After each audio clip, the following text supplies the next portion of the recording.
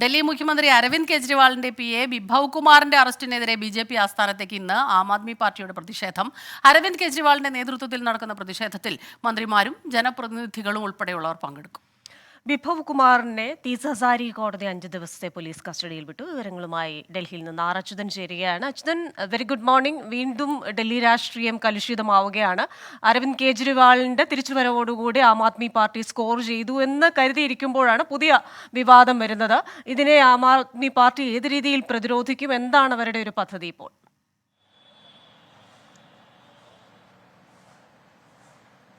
Good morning Christina. Smitha, Christina സൂചിപ്പിച്ചതുപോലെ തന്നെ അരവിന്ദ് കെജ്രിവാളിന് ഇടക്കാല ജാമ്യം കിട്ടിയതിലൂടെ അത് വലിയ രീതിയിലുള്ള ഒരു പ്രചരണമാക്കി ആം ആദ്മി പാർട്ടി മുന്നോട്ട് പോകുന്ന ഘട്ടത്തിലാണ് സ്വാതി മലിവാൾ ഒരു ആരോപണവുമായി രംഗത്ത് വരുന്നത്. അതിൽ പരാതി നൽകുന്നു. അതിൽ പരാതിയിൽ ചൂണ്ടിക്കാട്ടിയത് കേജ്രിവാളിന്റെ വസതിയിൽ വെച്ച് അതിക്രമം നേരിട്ടു. അതിന് കാരണമായത് അദ്ദേഹത്തിന്റെ PA ആയിട്ടുള്ള ബിഭവ് കുമാറാണ് എന്നതായിരുന്നു പരാതിയിൽ പറഞ്ഞത്. തുടർന്ന് പോലീസ് നടപടികൾ ഒരു ഭാഗത്ത് പുരോഗമിച്ചു. ഇന്നലെ അപ്രതീക്ഷിതമായിക്കൊണ്ടാണ് ബിഭവ് കുമാറിനെ പോലീസ് കസ്റ്റഡിയിലെടുക്കുന്നത്. ബിഭവ് കുമാർ എന്ന് പറയുമ്പോൾ അരവിന്ദ് കെജ്രിവാളിന്റെ ഒരു വിശ്വസ്തൻ കൂടിയാണ്. കാരണം അരവിന്ദ് കെജ്രിവാളും മനീഷ് സിസോദിയയും പരിവർത്തൻ എന്ന് പറയുന്ന സംഘടന ആരംഭിക്കുന്നതിന് മുമ്പ് തന്നെ കേജ്രിവാളുമായി ബന്ധമുണ്ടായിരുന്ന ആളുകൂടിയാണ് ബിഭവ് കുമാർ. അതിനുശേഷം പരിവർത്തൻ സംഘടനയിലൂടെ അതിന് അണ്ണാ ഹസാരെയുടെ അഴിമതി വിരുദ്ധ പോരാട്ടം, പിന്നീട് ആം ആദ്മി പാർട്ടിയുടെ രൂപീകരണം, അങ്ങനെ ഈ സഞ്ചാരങ്ങളിലെല്ലാം തന്നെ ബിഭവ് കുമാർ കേജ്രിവാളിനൊപ്പം ഉണ്ടായിരുന്ന ഒരാളാണ്. അങ്ങനെ വിശ്വസ്തനെയാണ് ഇന്നലെ ഡൽഹി പോലീസ് അറസ്റ്റ് ചെയ്യുന്നത്. തുടർന്ന് കോടതിയിൽ ഹാജരാക്കിയ പോലീസ് അറിയിച്ചത് അദ്ദേഹം ഈ പറഞ്ഞതുപോലുള്ള DVR അവിടെ നിന്ന് ലഭ്യമായിട്ടില്ല. ലഭിച്ച CCTVകളാകട്ടെ അതിൽ ദൃശ്യങ്ങളൊന്നുമില്ല, അതെല്ലാം ശൂന്യമാണ്. മറ്റൊന്ന്, അദ്ദേഹം ഫോണിന്റെ പാസ്വേഡ് നൽകിയിട്ടില്ല, ഫോൺ ഫോർമാറ്റ് ചെയ്യുകയും ചെയ്തിരുന്നു എന്നടക്കമുള്ള വാദങ്ങളാണ് കോടതിയിൽ നിരത്തിയത്.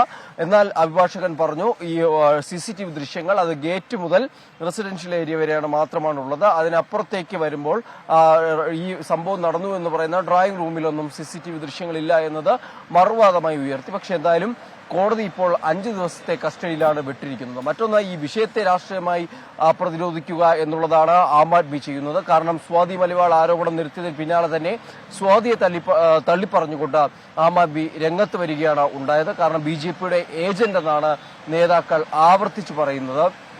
ഈ 2 ദൃശ്യങ്ങളാണ് ഇതുവരെ ആം ആദ്മി ഈ വിഷയവുമായി ബന്ധപ്പെട്ട് പുറത്തുവിട്ടത്. ആ ദൃശ്യങ്ങൾ നിരത്തി തന്നെയാണ് വാർത്താ സമ്മേളനങ്ങൾ വിളിച്ചുകൊണ്ട് അതിൽ പ്രധാനമായും ആ വാർത്താ സമ്മേളനങ്ങളിൽ പറഞ്ഞത് ഈ പരാതിയിൽ പറയുന്ന പോലുള്ള ഒരു കാര്യങ്ങളും നടന്നിട്ടില്ല എന്നതിന്റെ തെളിവാണ് ഈ ദൃശ്യങ്ങൾ എന്നുള്ളതാണ്. ഇന്നിപ്പോൾ ഈ അറസ്റ്റിന് പിന്നാലെയാണ് കേജ്രിവാൾ ഇന്നലെ വൈകിട്ടോടുകൂടി ഈ ഒരു പ്രതിഷേധ മാർച്ചിന്റെ ആഹ്വാനം നടത്തുന്നത്. അതായത് നേതാക്കളെയെല്ലാം BJP അറസ്റ്റ് ചെയ്യുകയാണ്. അതിൽ പ്രതിഷേധിച്ച് നാളെ ഞാനും തന്റെ നേതാക്കളുമെല്ലാം BJP ആസ്ഥാനത്തേക്ക് മാർച്ച് നടത്തും. BJP കേന്ദ്ര സർക്കാരിന് എത്രത്തോളം അറസ്റ്റ് ചെയ്യാൻ കഴിയുമോ അത്രത്തോളം നമ്മുടെ പ്രവർത്തകരെ അറസ്റ്റ് ചെയ്യട്ടെ. മറ്റൊന്നായിട്ട് പറഞ്ഞത്, ഒരാളെ അറസ്റ്റ് ചെയ്താൽ, ഒരു നേതാവിനെ അറസ്റ്റ് ചെയ്താൽ തങ്ങൾക്ക് 100 നേതാവുണ്ട് എന്നുള്ളൊരു വെല്ലുവിളിയോടുകൂടിയ ഒരു പ്രതിഷേധമാണ് എന്തായാലും ഇന്ന് 12 മണിക്ക് ഇവിടെ നിന്ന് ആരംഭിക്കുക. അതിന്റെ തയ്യാറെടുപ്പുകൾ ഇപ്പോൾ ആം ആദ്മി പാർട്ടി ആസ്ഥാനത്ത് നമുക്ക് കാണാൻ കഴിയും. രാവിലെ മുതൽ തന്നെ ഇതിനു വേണ്ട തയ്യാറെടുപ്പുകൾ പാർട്ടി ആസ്ഥാനത്ത് തുടങ്ങി. മറ്റൊന്ന്, ഇനി സുരക്ഷാ ക്രമീകരണങ്ങളാണ്.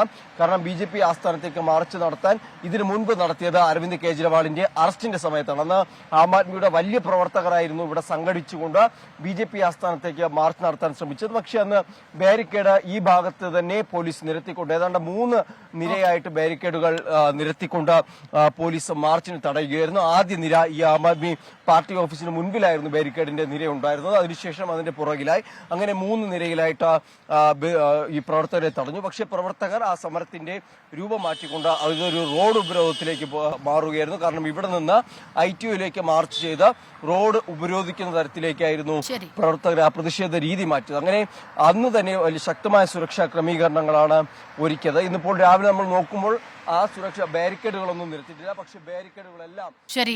അച്യുതനാണ് വിവരങ്ങളുമായി നമുക്കൊപ്പം ചേർന്നത്. ഏതായാലും വലിയ രീതിയിൽ തന്നെ അതിനെ പ്രതിരോധിക്കാനുള്ള നീക്കത്തിലാണ് ആം ആദ്മി പാർട്ടി. ബിഭവ് കുമാറിന്റെ അറസ്റ്റിനെതിരെ ഇന്ന് വലിയ പ്രതിഷേധത്തിലേക്ക് കടക്കുകയാണ്. സ്വാതി മലിവാളിന്റെ ഈ ഒരു പരാതിയിൽ വലിയ ഒരു പ്രശ്നം ഉണ്ടാകുന്നുണ്ട്, തലവേദനയായിരിക്കുകയാണ്.